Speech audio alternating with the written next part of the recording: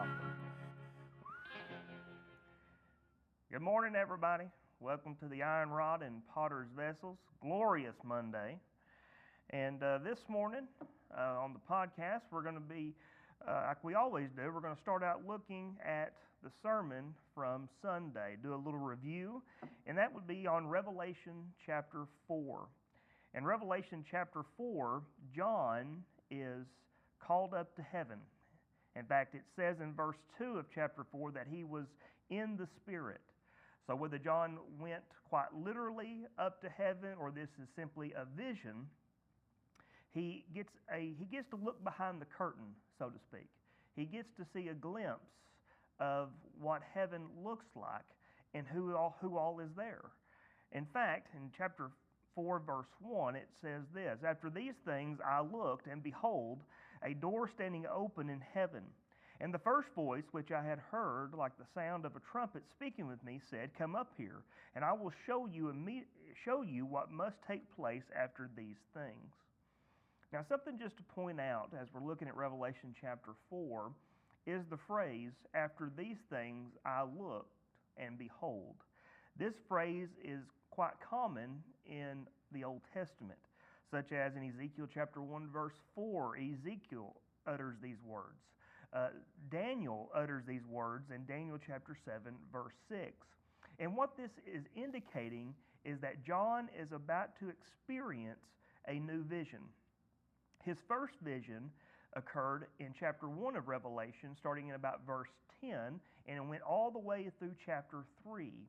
But now a new vision has been given to John, and this vision is from the very throne room of heaven. And a lot of commentaries will tell you that Revelation follows a chronological sequence. That is, the chapters follow after one through another, like you would through just any normal regular story or narrative. But I don't think that's what John is doing.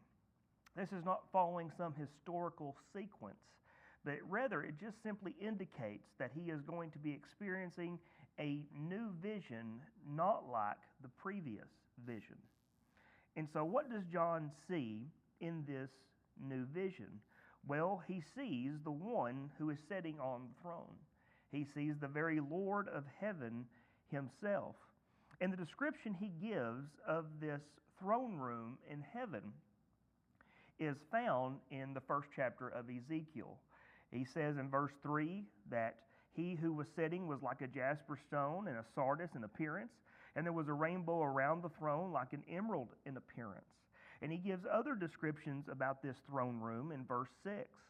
"And before the throne there was something like a sea of glass, like crystal. And in the center around the throne 4 living creatures full of eyes in front and behind." So John, his description and what he sees is strikingly similar, almost exactly parallel to what Ezekiel saw in the very first chapter of the book of Ezekiel. But not only does he see the Lord in all his glory sitting on the throne, there are those there with him. Look at verse 4. Revelation 4:4 says, "And around the throne were 24 thrones, and upon those thrones I saw 24 elders sitting." Now, so we have here a divine throne room scene where God is on the throne, but then there are many other thrones in which there are 24 elders. I believe these elders are made up of both Old Testament saints and New Testament saints. These are human beings who are part of God's heavenly divine council. And any time the council is set up in the Old Testament, where you see God on the throne surrounded by his heavenly host, it is almost always the case that they are going to be pronouncing judgment. God is going to judge. Just look at Daniel chapter 7, verses 9 through 10. "The Ancient of Days takes his seat, and thrones were set up, and surrounding him were myriads of myriads and thousands upon thousands of the heavenly host with him. And the books were opened, the court set down to judge." And so this is what John is seeing in heaven. Now, why is this so significant for us today? Well, we have to think what has happened in the previous first three chapters. We have seen John's message to 7 churches. And each one of these churches are going through times of testing, tribulation, persecution, and suffering.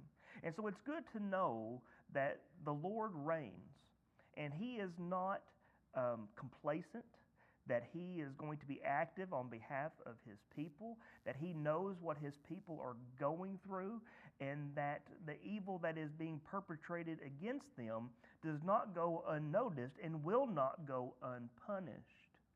And so this would be a great encouragement to these 7 churches to know that the Lord still reigns, that He has not been defeated. And because He reigns, they will reign with Him also.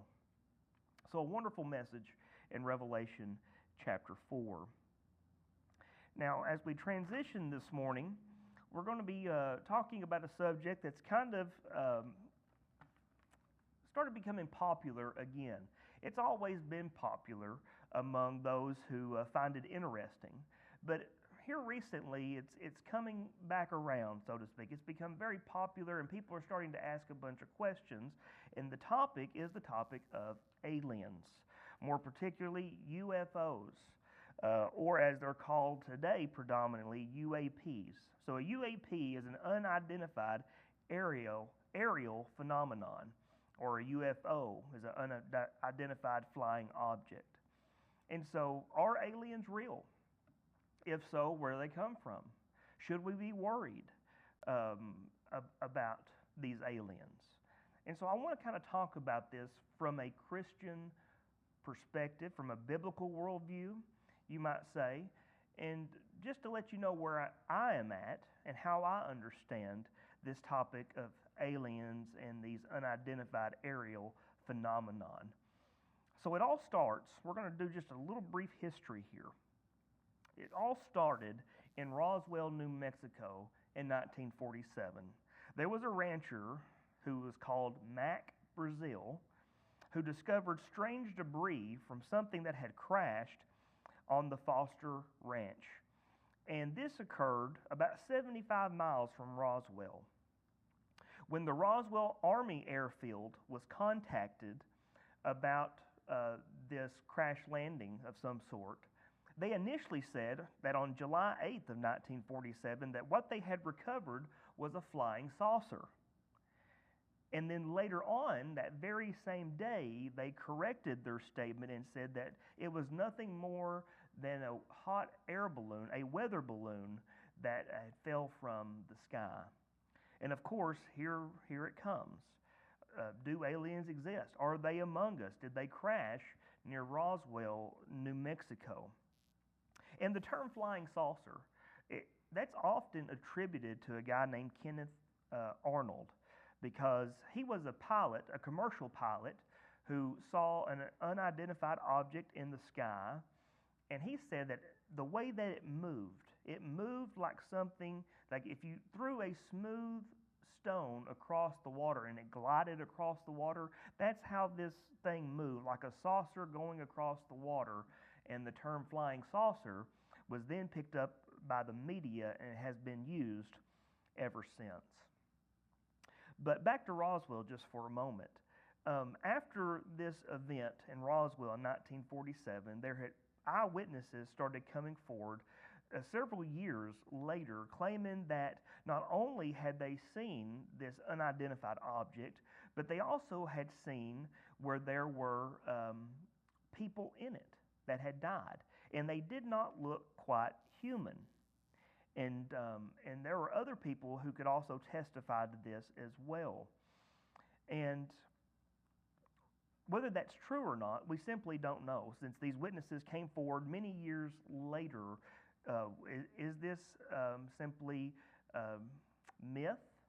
Did they say this to go ahead and promote the conspiracy theory that aliens are among us? I'm not sure. I do believe they saw something.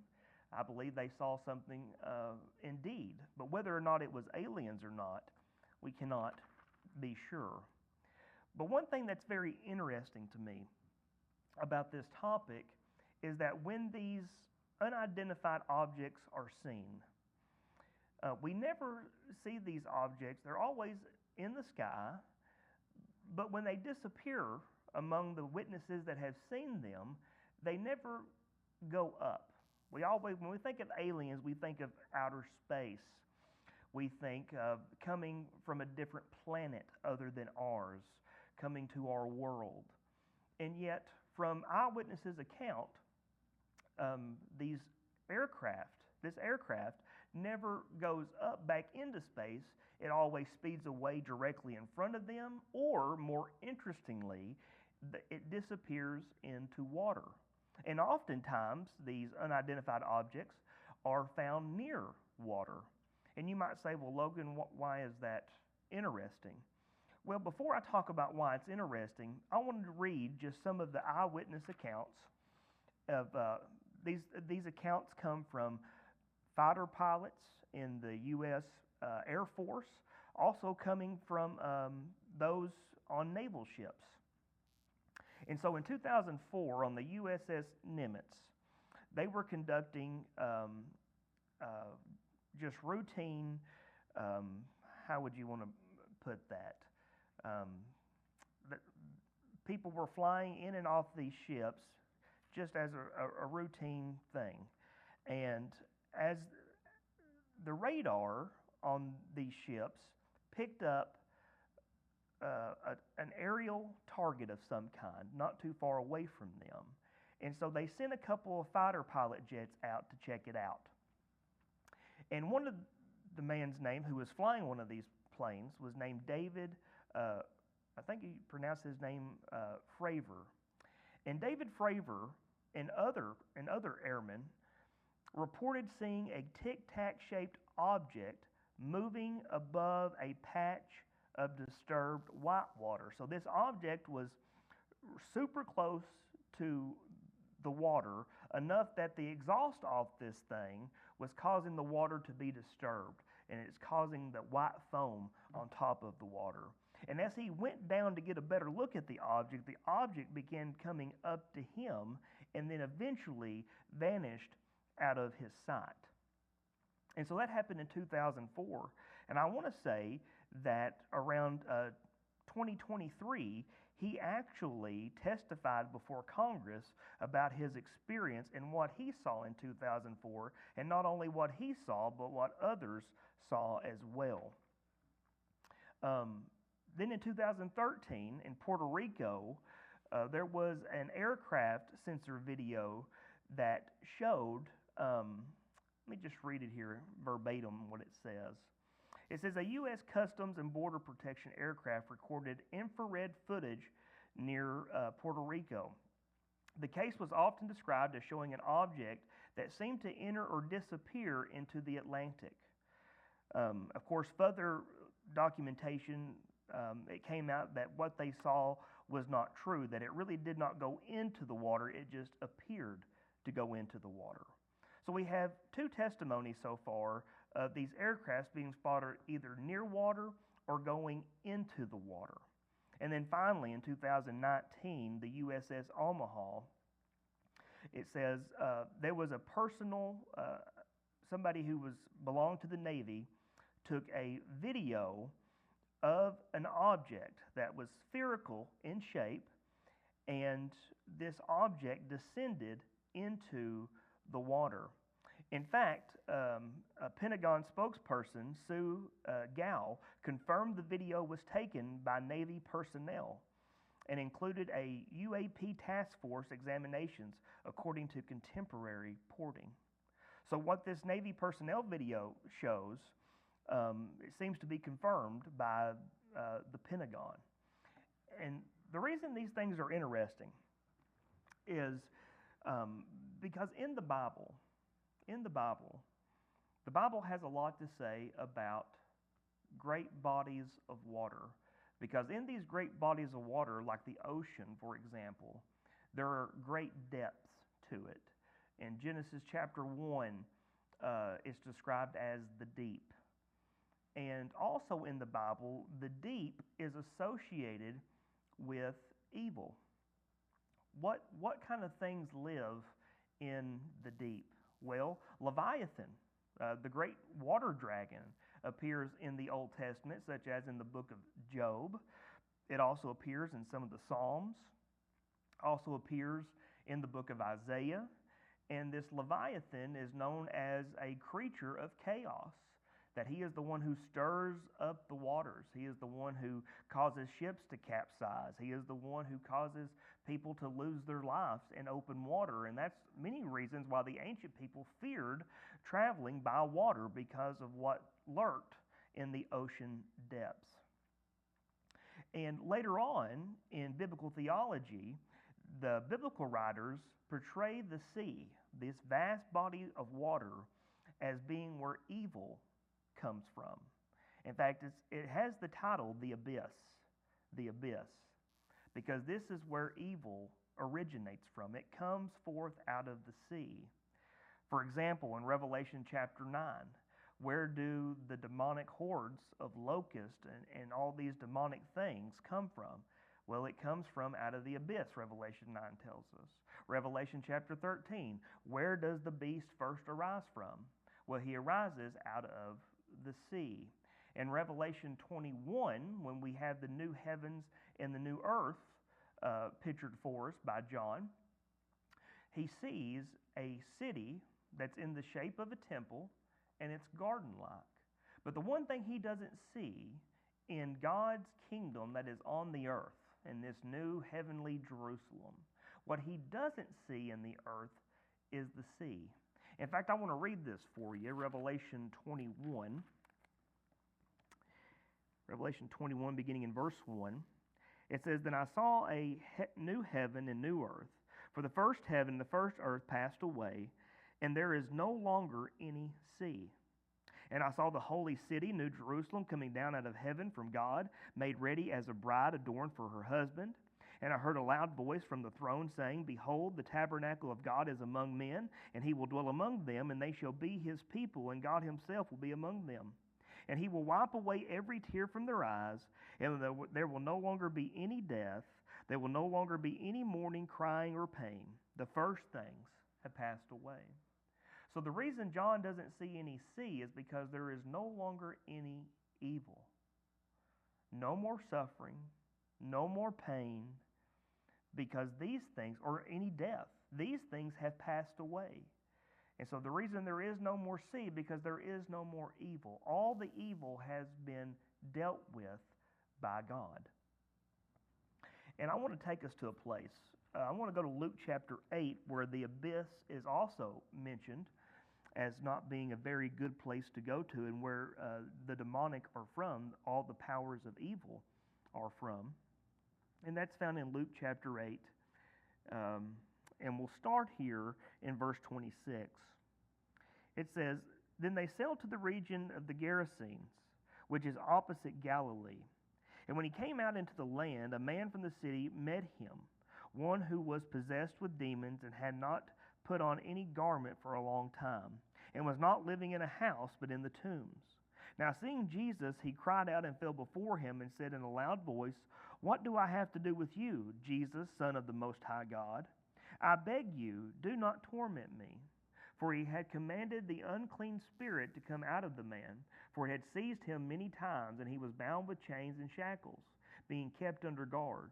And yet breaking his bonds, he was driven by the demon into the desolate regions. And Jesus asked him, What is your name? And he said, Legion, for many demons had entered him. And they were pleading with him not to command them to go away into the abyss. Now there was a herd of many swine feeding there on the mountain. And the demons pleaded with him to permit them to enter the swine, and he gave them permission. And when the demons came out of the man, they entered the swine, and the herd rushed down the steep bank into the lake and was drowned. It's an interesting story because, number one, the demons, the unclean spirits who were residing on the earth did not want to go to the abyss.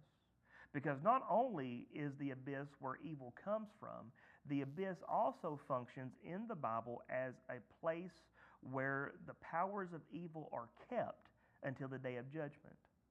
It is so, such in 1 Peter chapter 3.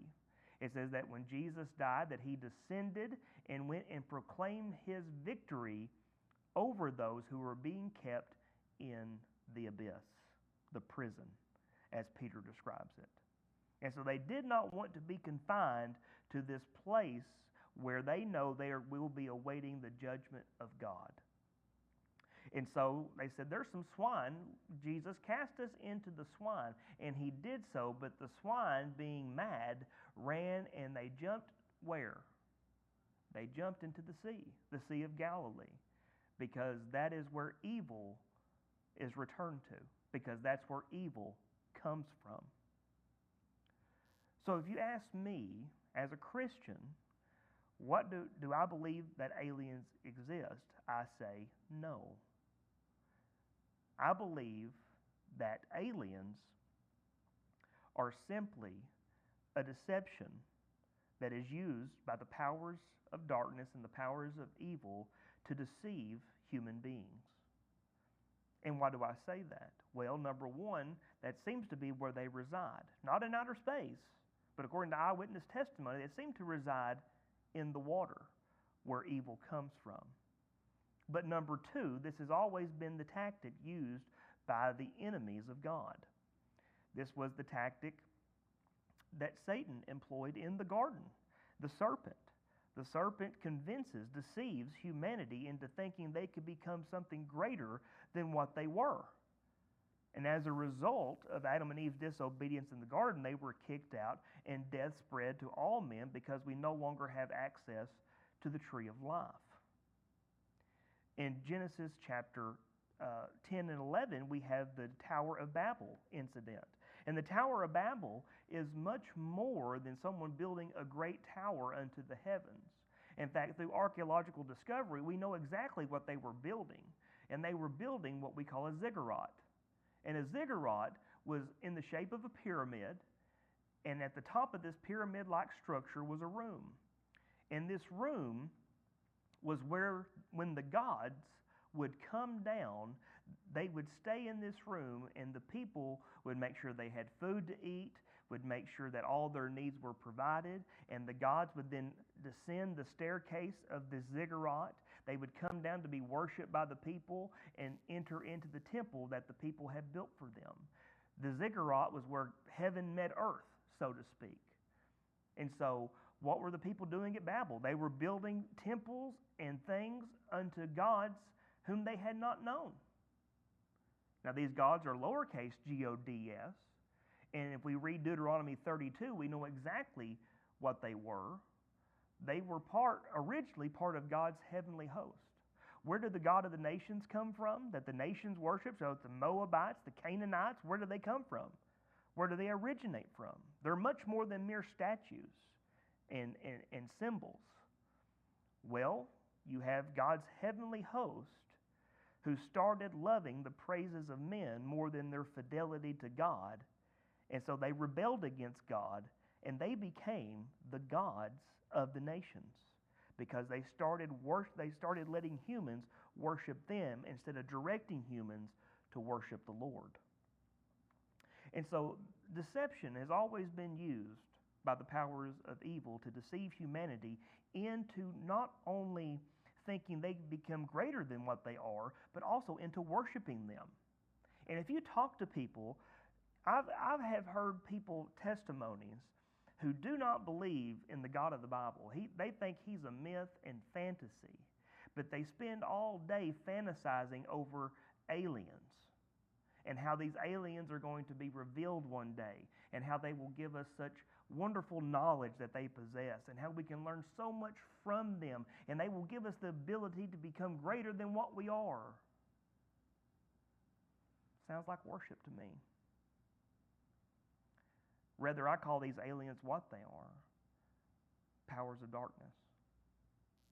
I call them demonic. And I would say never bow the knee to anyone or anything other than the one who sits on the throne of heaven, and that is the Lord Jesus Christ. Well, that's all the time we have for today. Until next Monday, I'll see you later.